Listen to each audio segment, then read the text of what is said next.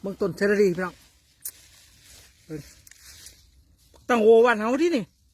งามมงเจ้าวะต้นไงวะเฮียเจ้าเบิ้ง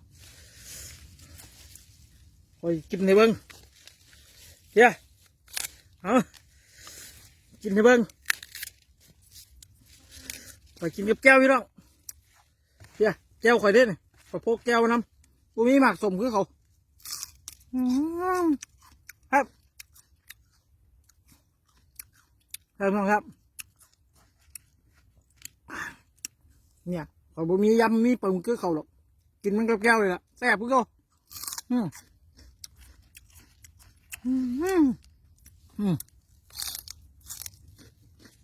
ครับครับ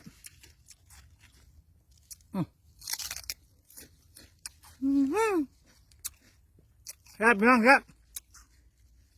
ติดตามเรื่องพี่น้องเด้อ